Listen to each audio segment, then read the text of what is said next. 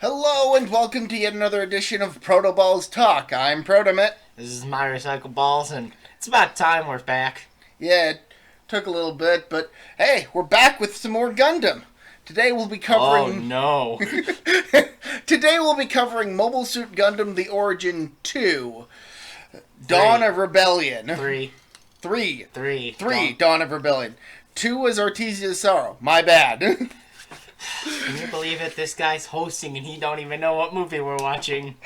And I've seen it more than you have. So this movie is out there. Well, it is probably the one Gundam movie that has the least giant robot action out of all of them. It has like one scene in which a mobile suit is doing something. It's not fighting, but it's something. It's doing something. But we'll get to that in a little bit. Yeah, this has like minimal giant robots, but it makes up for it in plenty of action and character development. And it's the kind of character development where you realize that, oh no, the guy we've been supporting all along is kind of a monster. And let's start off with the first reason that this movie gives us to think that. Oh, no! So this movie starts pretty much... It starts with a recap very Of course, quickly. it always starts with a recap. We'll skip that because it doesn't really... Yeah. If you've watched the past couple... So it's revealed that Edward Casval... He's called Edward now. This movie takes place like almost immediately after the events of the previous movie. Yeah. With Edward and Char at the spaceport to head to... And it's to Zeon, the Munzo, I think it's still called Munzo. It's not called Munzo. It's called the Autonomous Republic of Zeon. Okay, so they had already changed it by then. They renamed it to the Autonomous Republic of Zeon, and word gets to Cassilia that Edward is coming home. Yeah. And she thinks, no, I can't let that happen. So, as Char and Edward are going through the airport, Char does notice that there are quite a few... Or, not Char, Edward. Edward notices that there are quite a few people... watching him.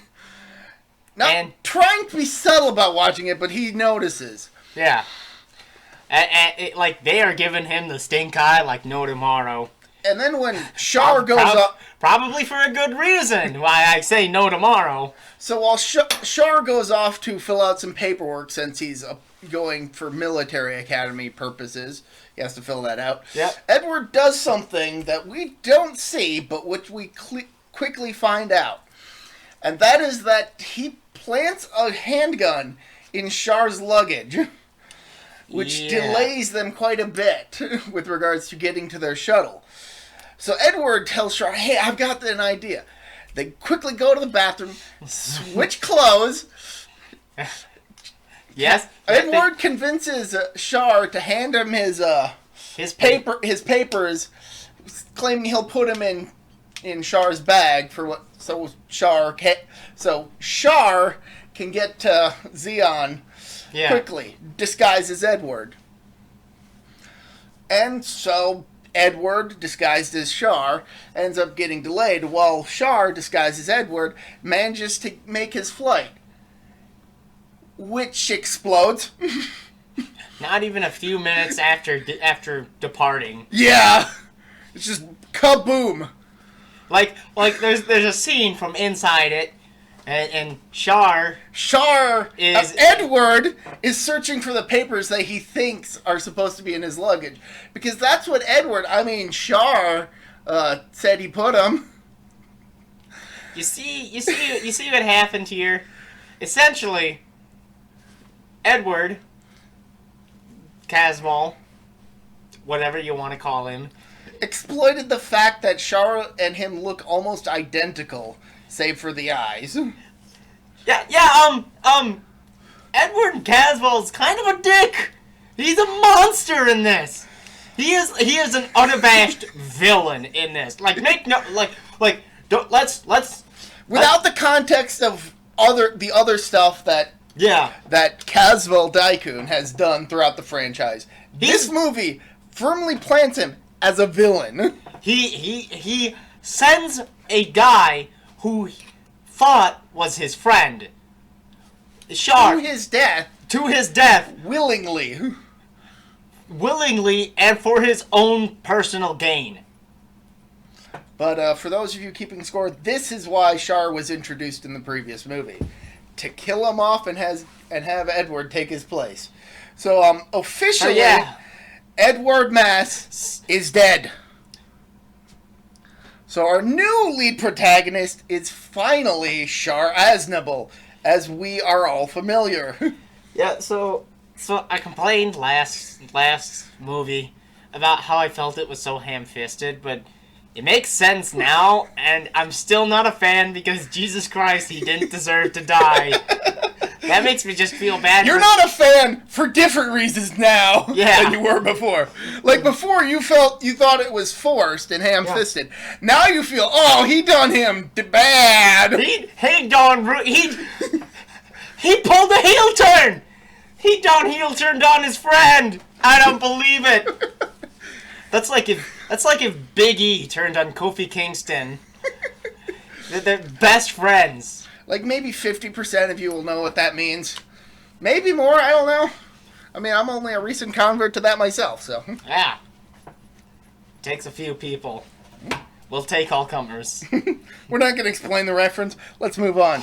So, of course, I kind of want to insert this part. I think it happens. It happens later, but it happens a bit later. You probably don't even know what I'm talking. No, not Cassilia. Not Amuro. Amuro does show up in the movie. Don't worry. That's not much of a spoiler. No, I just don't remember where this scene specifically. I know which one you're talking about. What's the one with Giran? Yeah. Okay, so. Again, I don't really actually remember when this takes place in the context of the movie, but it doesn't really matter when it takes place. I just want to get it out that it takes place.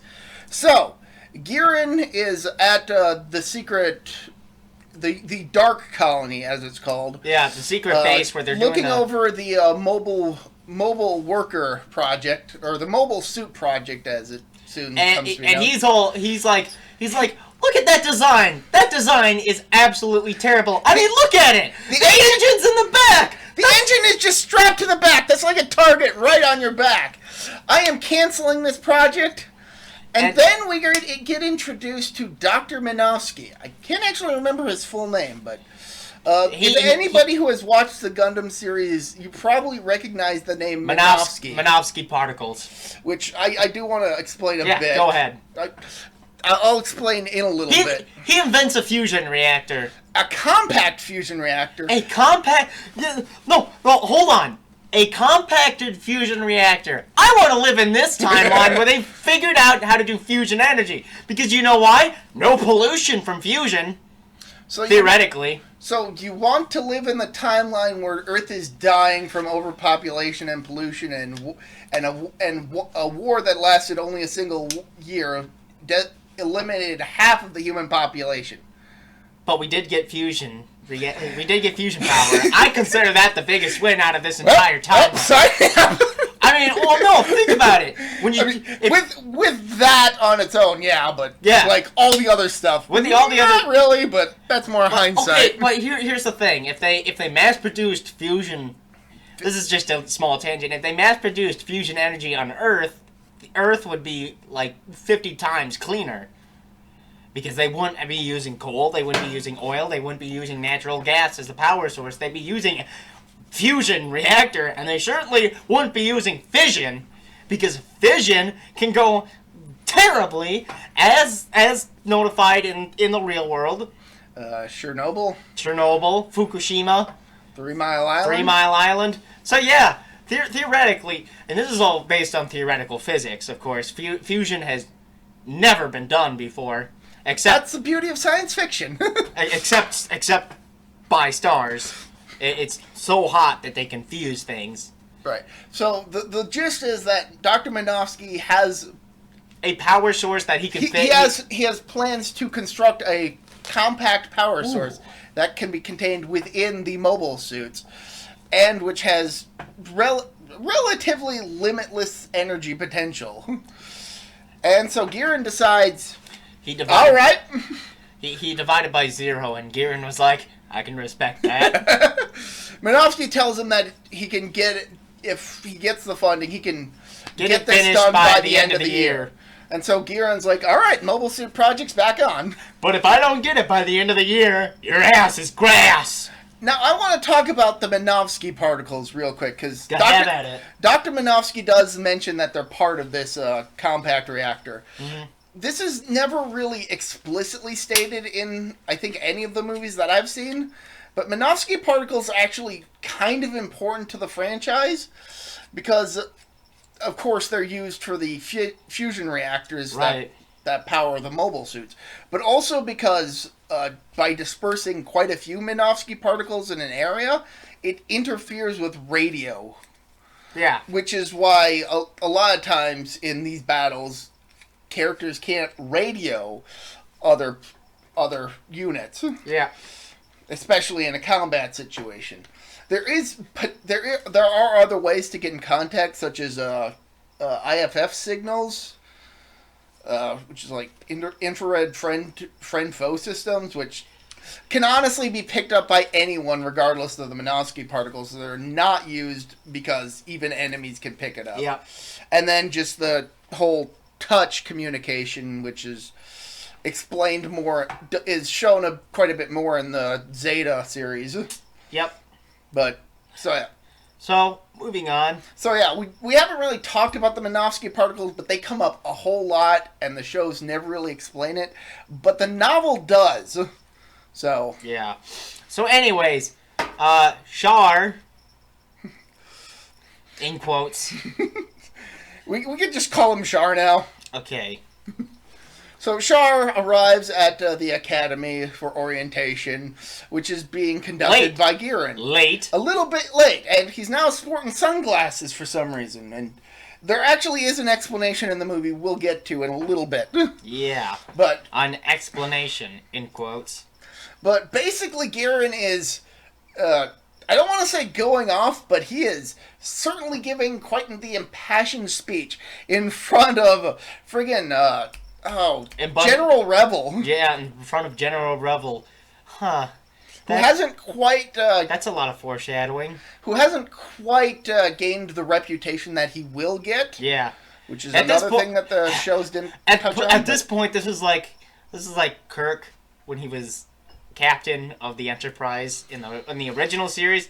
Yeah, he's renowned, but he's not Kirk in the later movies, where he's like, oh, it's Admiral Kirk, this most respected man in all of the Army. You know? Something like that. Okay. I mean, it works. But you had at about this point mentioned something, which was basically that seeing all these characters doing this stuff and knowing just what their fates are going to be is kind of beautiful in a sort of way. Yeah, it's like a lot of the characters you see, you as we mentioned in the original movies, a lot of them are not going to make it. No. And they're all going to die in horrible ways. But it's nice to see what they were like before they died horrible deaths. And Giran never changed. Giran never changed. And that's what makes his death the most beautiful, I think, is he never changed. He deserved that death. But yeah, at least Cassilia changed. Yeah, oh yeah, she does change. I mean, she's still a cold bitch, but dang. I mean, she's worse in the early movies. Oh yeah. She certainly mellows out a bit. As noted from the spaceship incident. Oh, and let's not forget the Rawl bombing. Yep. That's a reference to her being implicit in her implicitly murdering her own brother and framing it on a group of rivals. Yeah, blaming it on the Rawls. Boy. You know what? Did Ramba Rawl even show up in this movie? No, he didn't. Now that I think about it. Wow! I just realized that he didn't show up once in this movie. To be fair, there really wasn't any scene in this movie to really fit him in, so... You could have thrown him in at the training scenes as sort of observing and being like, hey, you know, that kid's pretty good. No, since he's still working with the MS project, which is kind of a big secret. Alright. Anyways. So yeah, Giran is... Big spiel. Big impassioned speech about why Zeon should have its own defense force, its own military instead of... And basically drumming up the academy students as being the future of the military. Which kind of irks all the Federation folks. They're sitting right there watching him.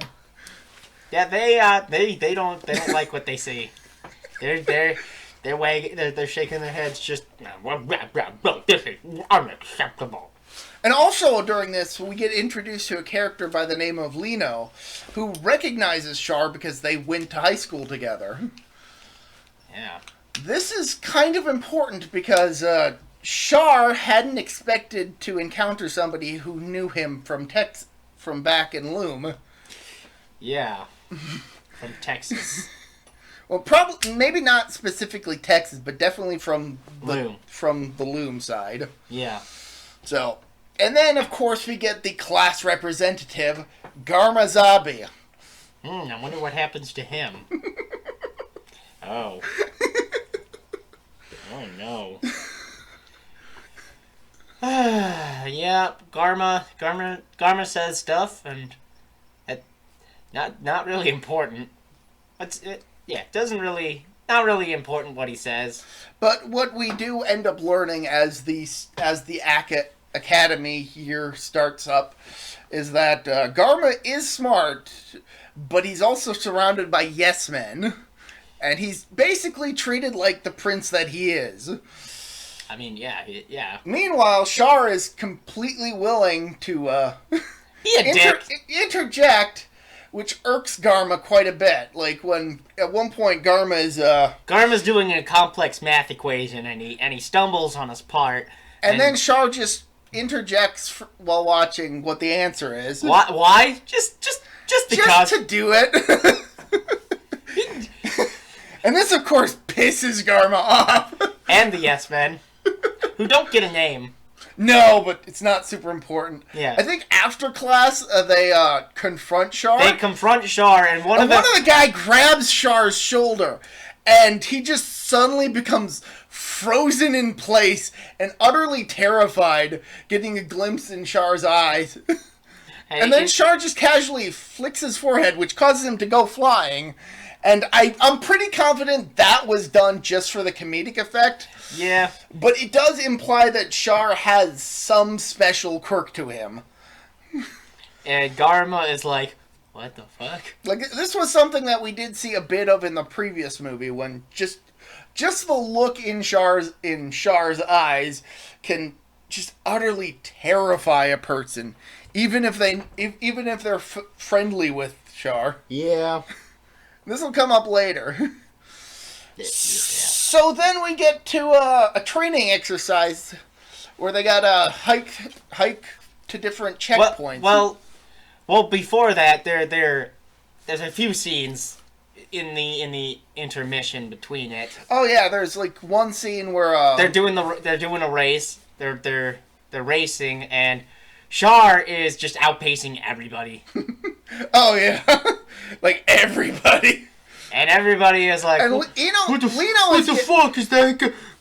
And of course, Lino's getting suspicious because he doesn't recall Char being that good at everything. At everything. Dude kicks ass at basketball. So that ain't no Char. So he's definitely starting to suspect that Char isn't who he thinks he is, or who he says he is. Yeah. I keep wanting to call Lino Eno because there's a character in Double Zeta named Eno. Can't do that. Maybe it's his twin brother. I'm just kidding. It takes place how... Anyway, so then we get one scene where Lino actually does get a look at Char's eyes, and we do get the explanation as to why Char is wearing the glasses, and he claims that it's retinal damage from cosmic ray something. Cosmic ray damage, yeah. Yeah, it's basically he has to wear the sunglasses to protect his eyes, though we all know that that's to hide his true eye color from anybody who might truly know. Mm-hmm. So then we get to the training exercise where the students have to trek through 40 miles in checkpoints. Of checkpoints and rough terrain. Yeah. And along the way it starts raining, so Char and Garma, who are pretty much neck and neck, basically camp out with Char huddling under an outcropping of an outcropped rock, so rain's not falling on him. Well, Garma is just laying on his back with his tarp over him. Mm-hmm.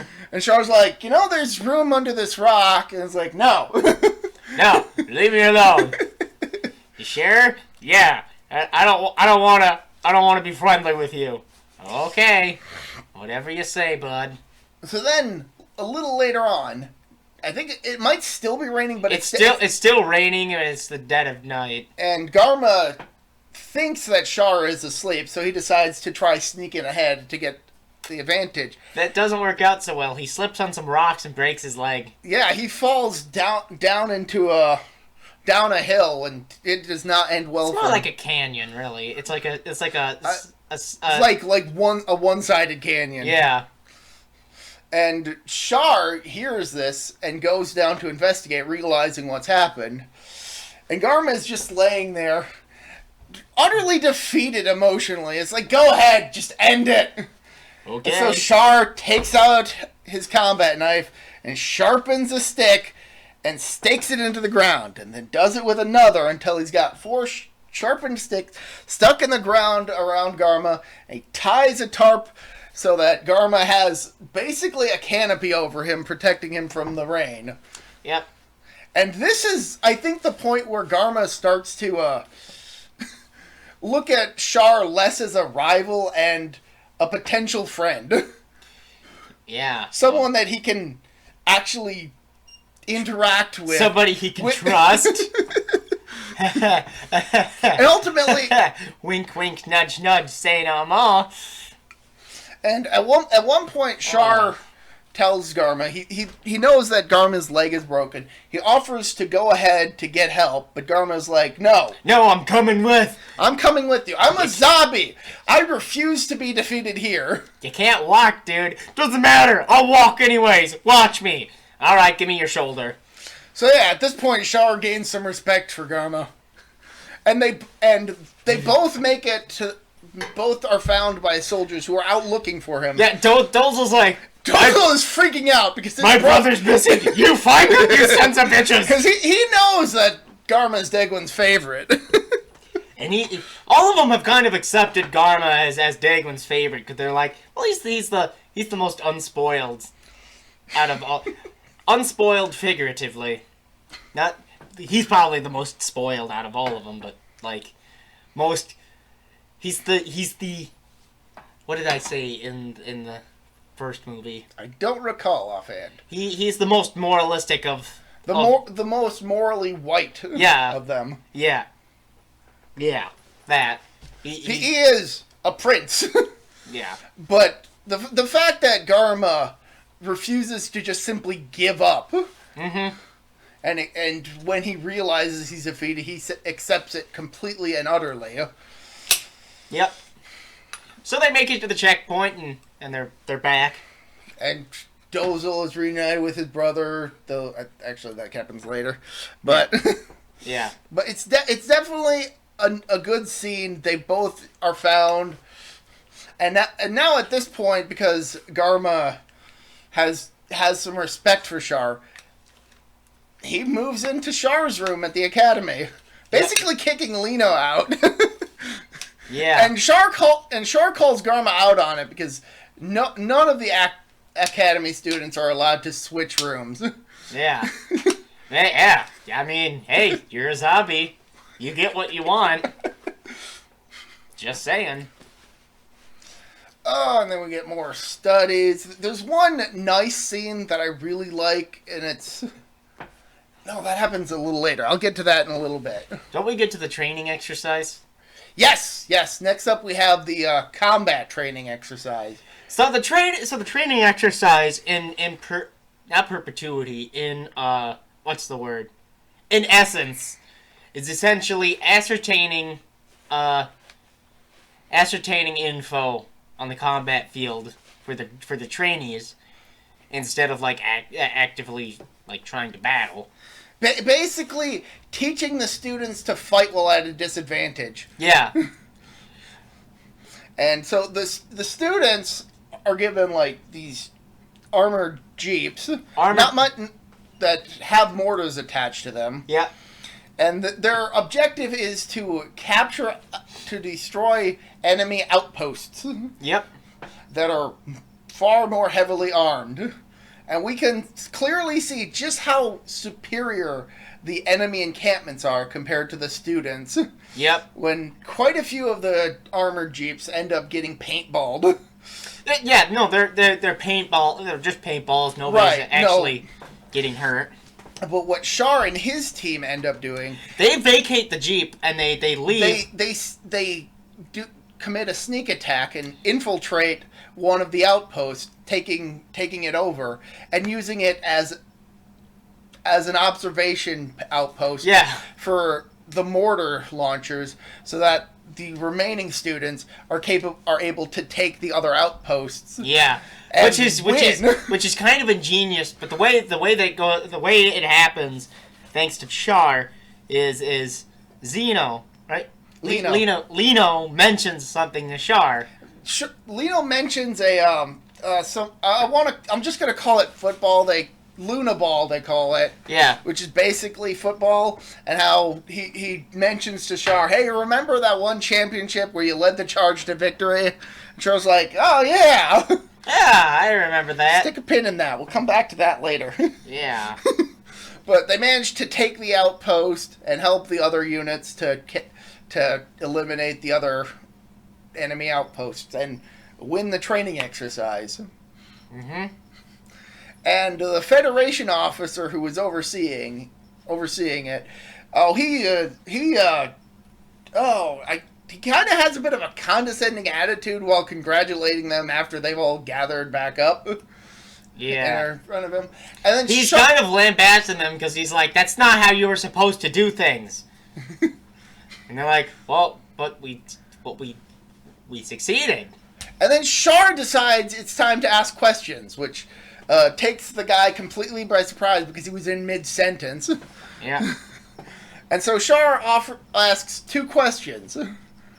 Do you remember what those questions are? I remember the second one, but I think one of them was, why did we have to be at such a disadvantage? Why are you training us to fight at such a disadvantage? Yeah, why are you training us to be at such a disadvantage when we are already disadvantaged? And two, why do we not have the supplies and weapons the Federation forces have if we're supposed to be equals? And this pisses the guy off. And he demands that Char take his glasses off. And when Char goes to explain about the condition that he has, air quotes, he just slaps him. Just fucking slaps him. Bitch slaps the sunglasses right off Char. And gets a good look at Char's scowl. Which terrifies the dude. And his subordinates. And then the other students start interjecting, telling him, hey, he didn't break any rules. Pick up his glasses. Pick up his glasses! You bitch! Where'd you get... Pick up his glasses, little bitch! So in combination with Char's death stare and the students basically yelling at him for his misconduct, the guy shakily picks up the glasses and gives them back to Char. It's a great scene. And it's followed up by another pretty good scene where Char is in bed and Garma is sleeping at his desk while in the midst of studying, and he's repeating the whole speech. Give him his glasses back, blah blah blah, regulations shit. And so Char gets out of bed and covers Garma up with a blanket. And there's like a moment where you can tell that Char is like, ah, crap. I actually care about this guy. That makes it worse. Yeah. But what also makes it worse is the incident in which a civilian vessel is that thing. Yeah. A civilian vessel is leaving is outgoing from a food storage facility in space. An agricultural block, actually. Agricultural block. When a Federation ship basically is like, "Hey, no, we have right of way. We're Federation. We're the good guys. Get out of our way." It's like, we can't. We have the right of way. Get out of our way. And the two end up briefly bumping into each other, which damages the Federation ship and causes it to launch into the agricultural block, completely destroying it. And this sparks outrage in the autonomous Republic of Zeon. Yeah, it's like it's suddenly here that Zeon wants out of the Federation. Yeah. Like they're like this is the last straw. Get the fuck out of that Federation ship was in violation of space traffic. You guys are in the wrong. Get out of our country. And the Federation decides to take these protests and shoot civilians. Shoot civilians who are protesting the oppression that they're facing. You see what's happening here? The sparks of war is what's happening here. It's the American Revolution all over again. Except there are no good guys. It's not in this war, no. I mean, I'll give the citizens... Hell, okay. The general citizenry of Zeon, they're in the right. Here's the thing. I say the American Civil War. Or the American Revolution. Yeah. No, there weren't any good guys in that either. Let's be honest. we as Americans can admit that we may have taken the whole taxation thing a little bit too seriously. But hey, what are you talking about, America? But hey, we got a sweet new country out of the deal. So I mean, yeah, all we had to do was steal it from the natives. Oof. Oh, God. Anyway, let's get back to the fantasy world of science fiction. Quick, to the ProtoBalls Talkmobile. Anyway. So some of the Academy students have to go out to help clean up the debris of the incident.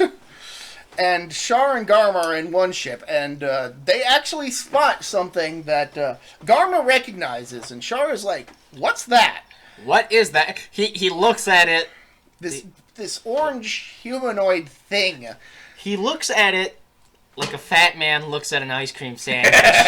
He's like, I want it. He's like, oh. And Garma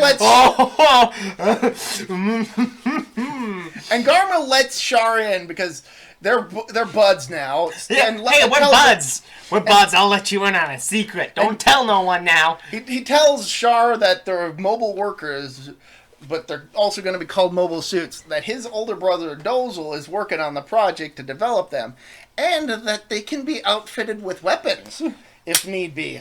Mobile suits, huh? And I went a little snake Char. There. I went a little snake there. I'm sorry. Mobile gear. Oh no. But this is honestly the most action we get from a mobile suit in this movie, though. Yeah. Him, a single mobile suit bending up a metal framework. Which shows how strong the damn thing is. Oh, yeah. But then a Federation, arm ship. It's heading towards the colony. And Char and Garma both know exactly what it is and why it's there. It's the Federation reinforcements to help suppress the riots. Yeah. And because they know this information, later that night, Char and Garma get to talking, and they both know that the situation could escalate, that if the situation in the colony escalates, then the soldiers in the nearby military outpost will be called in to help reinforcements, which would just be absolutely horrible for the civilian protesters. Yeah. And so, essentially, what's going on is civilians are already being massacred on the streets.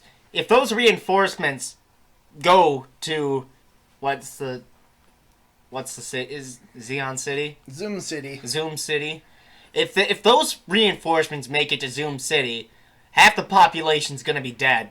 We actually get a nice scene here where Garma and Dagwin are talking, and Giran and Dagwin are talking, and Giran is all for sparking the war. Yeah, and just Giran's basically like, who cares? Let's attack them. And Dagwin's like, you're an idiot. You're an idiot son of mine. You do realize if we spark the war, that the training facility is right down the road from the barracks. If we start the war, those troops will go down to the training facility and they will hold my youngest son hostage. Well, are you that much of an idiot? It's that they'll forcibly enlist the academy students, one of which is Garma.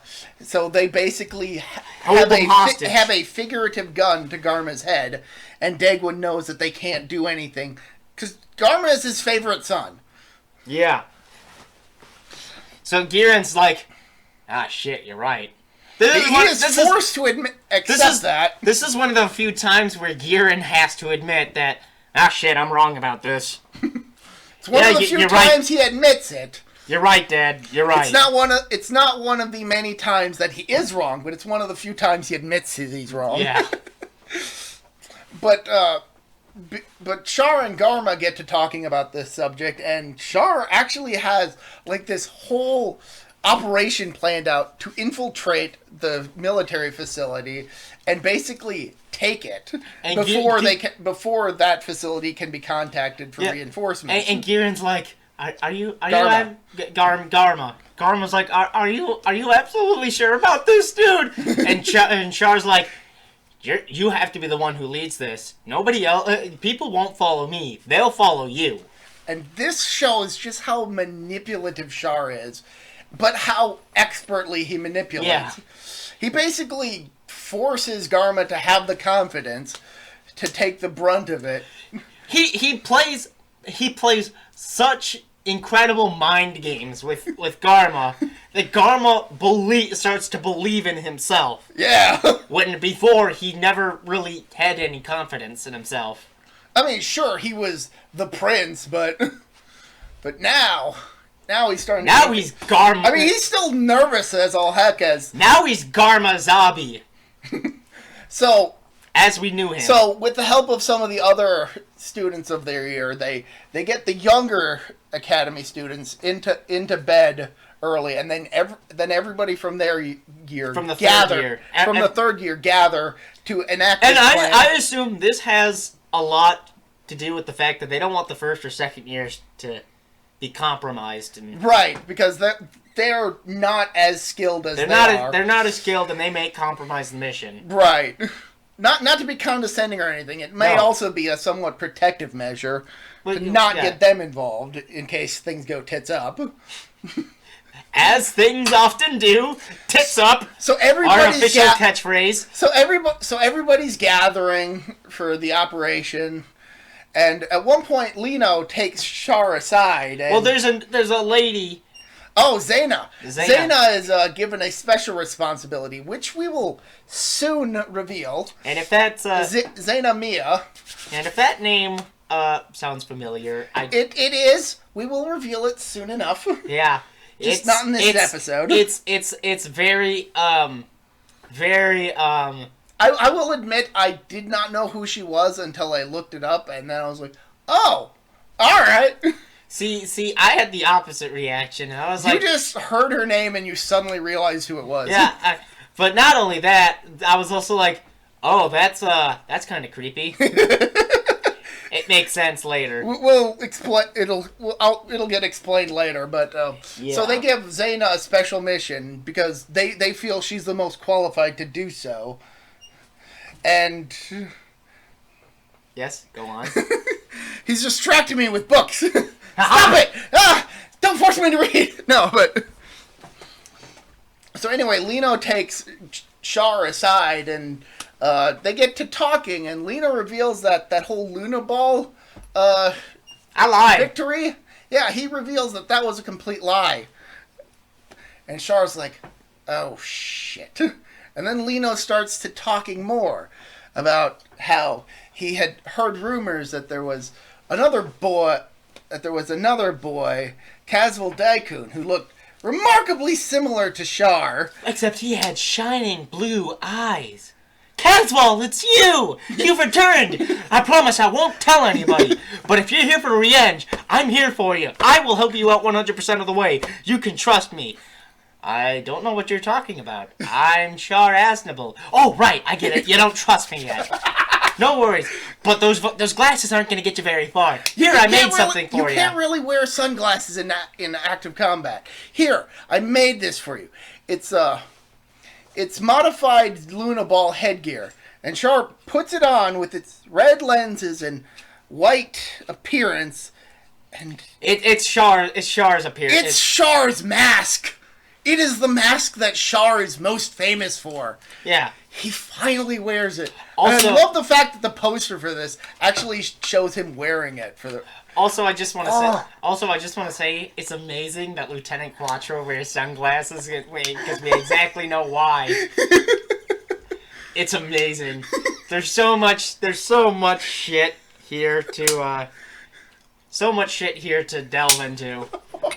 Oh, this movie is so good, and and the various references it makes to stuff from later entries. Like, yeah. At one point in the early spaceport scene, we actually see a sign listing a region called Raya, which is actually the area that 0080 War in the Pocket takes place in. Yep. So that is very nice. Very nice. And we also get a scene with Amuro Ray earlier in the movie, but it's not very important. Yeah, no, he's just on a ship going someplace. And he's 13, so yeah, give or take. This is 3 years before the war. So Garma gives a rousing speech, basically asking all the other students, "Are you with me?" Yeah! They uproariously join him. It's like, yeah! Let's kick some ass! And Garma, he is relieved as fuck. He's like, oh, I was so worried they would not go against this and chicken out, but no. We can actually pull this off. So they begin a very elaborate raid on the Federation compound. So essentially, what they need to do is they need to take out the barracks and they need to grab the armory to get to the tanks. Okay, and they need to capture the central. They need to capture the central administrative center. And there is just a lot going on here. There is a bunch of fucking chaos. It is chaos. Meanwhile, at one point, Char tells Lena. Okay, go. Oh, okay, go. Yeah. No, you go, because all right. I can't remember her name. Zaina? Okay, so Dozel is sitting in his office. He's just relaxing, chillaxing, be back and all cool. It's night. It's the end of a long day. Some fellas from the other neighborhood started making trouble. Got in one little fight, and his mom told him, No, we can't have you. We can't have you in the autonomous Republic of Zayon. You need to go to Bel Air. No, that's not what happens. But no, he's sitting in his office. He's in his office. He's relaxing. He's kind of relaxing when he hears a knock on the door. His assistant has told him one of the students has come to ask him for advice. Right. And he's like, well, it is pretty late. Well, let him in. And so Zaina goes in. And it's like, oh, it's a her. Get out! No. He knows it's a female student. He offers her a seat, and she's like, no, I'm fine just right here. And she just stands in front of the door for a little bit. they're talking a bit, and then some of Dozel's troops come to the door and it's like, Dozel, we need you. There's been an armed uprising. The Academy students are attacking the Federation facility. And Dozel's like, what? No! I must stop it! You! Move out of the way! And Zayna pulls a gun on him. Dozel gives 0 fucks. He's just like, you get that fucking shit out of the way! Motherfucker! Who did it? Who started it? He grills Zayna and she's like, Garma did it! He's taking him back! Garma? Garma? Oh. He's finally become a man. So at about this point, Char and Lino are getting to talking, and Char tells Lino to take one of the tanks and use a certain radio frequency that he'll be using so that they can communicate with each other. So Lino does manage to capture one of the tanks, and Char sets up a group of rocket launchers. Students with rocket launchers or mini bazookas to attack a tank that's coming there, pilot that's being driven by Lino, who is desperately trying to contact Char to say, hey, tell these guys that I'm a friendly. Tell them to stop, and they shoot their bazookas. Caswell, come on, please! I told you, my name is not Caswell. My name is Char Aznable. And the movie ends there. I'm just kidding. No. That would have been a great way to end the movie. So then Char manages to infiltrate the central headquarters and he's just like, for everybody's sake, just please give up. Please give up. He takes out the backup power and enters the command center with a gun and is basically like, for your sakes and ours, just surrender. Okay. So the Federation is taken aback at the fact that these students have overwhelmingly taken over. Basically, they've committed an uprising, a mutiny against the Federation, and they lost. And the Federation lost against these rabble-rousers. Students! Yeah, these students, these recruits, these rabble-rousers. These people we've been training not to be incapable of... Not to be capable of combat. They have bested us.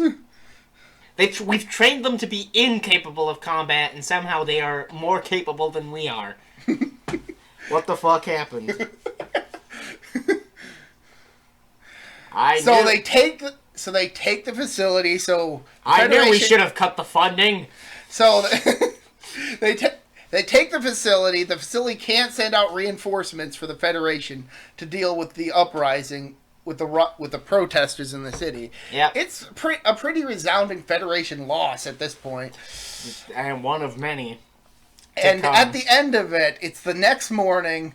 Dozel has finally shown up with Zayna and his soldiers, and Garma is there victorious, and he collapses from exhaustion right into Dozel's arms, who just embraces his younger brother. You're a man! I'm so proud of you! And Char, he's looking at this dawn, and because of the tint of the glasses that are part of the mask, he sees everything in red, and he comments, "I like this color. I like the color red, but I don't like sand." No, but it's a nice touch because outside of the Hyakushiki that shows up in Zeta, all of Char's mobile suits are red, or at least a pinkish color. Yeah, so and it becomes his signature color basically. So there's that's Gundam Origin 3. Though we do get a post-credit sequence. Yes, we do, actually. Of Temrei and his son Amuro arriving at the still under construction Side 7. And we hear a familiar tune. I wish I could remember how it all goes, because if you've watched the series, you know what this tune is when it starts playing, and it's just like, oh, yes. I hope it isn't the original Gundam thing.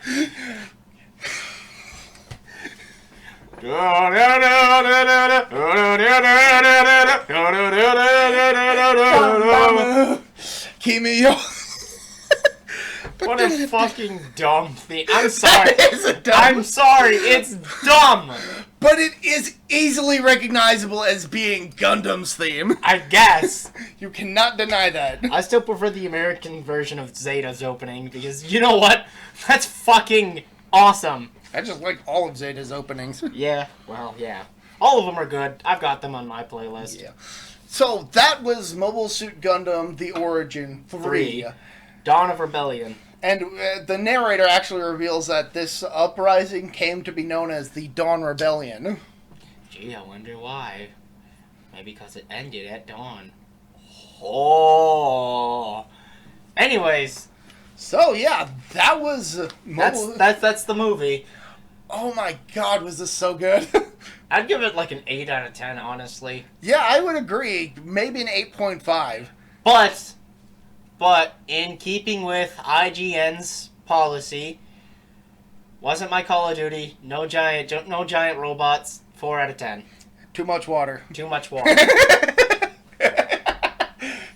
No, but this movie helps to exemplify just how well the Gundam series works, even in the relative absence of the giant robots. Yeah, 8 out of 10. 8 out of 10 definitely works for me. Must watch. Great action. And you know what? It doesn't waste time. That's the thing. That's the thing with this movie. It's like an hour. It's like an hour and a half long. No, it's hour and 9 minutes. It's about an hour. Discounting the recap section at the very beginning of the movie doesn't waste time. Yeah, no, the movie doesn't waste time from start to finish. It is very, very nicely paced. Very little filler.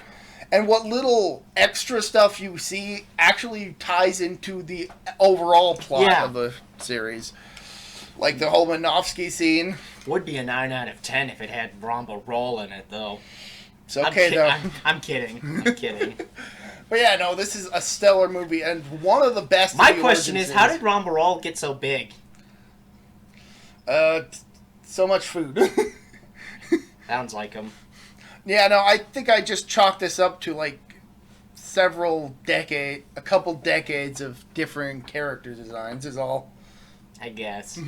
Either that, or the way I see it, Ramba Roll really let himself go, because he didn't need to keep up appearances. I'm not gonna lie, he kind of looks the same in the later movies that take place during the 1 Year War, so I think it's just a character design I suppose. Alright. Oh well. So, that was this episode of ProtoBalls Talk Podcast. And gee, we got it finished in under an hour. That's actually very stellar. Yeah, we got through this quite a bit. Quite quickly. But it's just like the movie. It goes at such a great pace. So, ProtoBalls Talk, what are we doing next time? Next time, we are finishing off the last of the original series Star Trek movies. And after that? And after that, well, then we'll be moving on to the Origin 4. Yes. And after that? And then, well, I guess we got some time for some gunslinging. Maybe some gunslinging. Stay tuned to find out what that is all about. Alright, this is Motorcycle Balls. I'm ProtoMet. Have a good one. See ya.